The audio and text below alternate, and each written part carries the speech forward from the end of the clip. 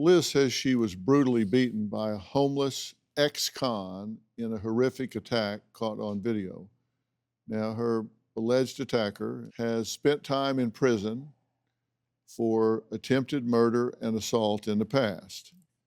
Now, Liz and her partner Clement say they want to know why this man was out on the streets to strike again, and they question whether their elected officials will do anything about the surge in violence in the city.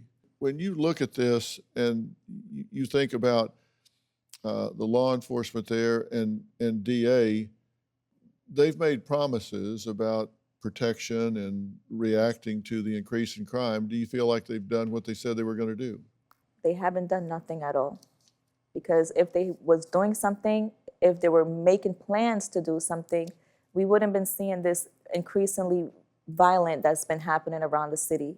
You know, and it's crazy because it's also, you know, children too, like teenager that's also doing this. So obviously they're not cracking down on nobody. They're not doing what it is that they're supposed to do to keep the city safe. I think we need more rules. We need more laws to make a change because nobody, if you're gonna do something and come out with a little misdemeanor or a little ticket, you're not gonna be scared to do anything at all. We need somebody who's gonna really step up and make us scared, you know? Like that strict parent where you want to do something, but then you remember, oh no, if my mom see, I'm not gonna do that. That's what we need. We need somebody like that, or else it's gonna be a lot of more victims like me. And trust me, you don't want to feel what I'm going through. You don't want to feel what I feel. Imagine saying with your eyes closed almost 20 hours a day. And it's like the only thing you can really remember is the last things that happened to you before this occurred.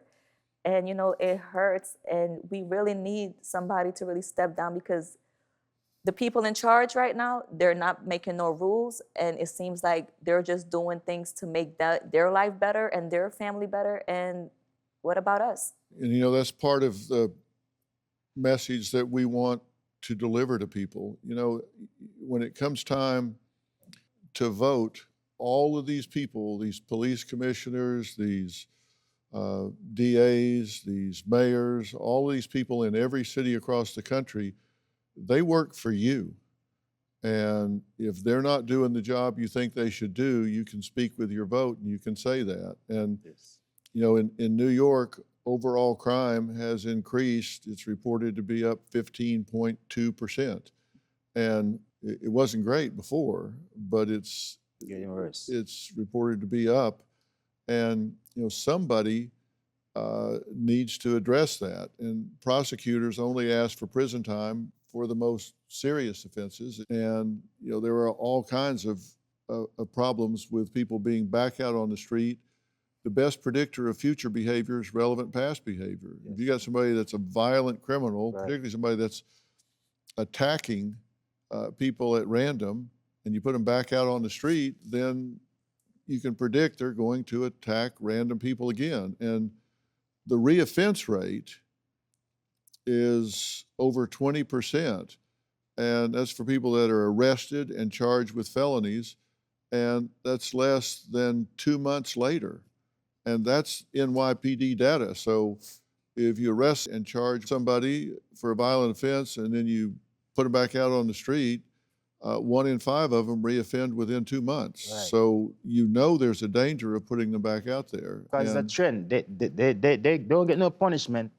They get a slap on the wrist and come back outside.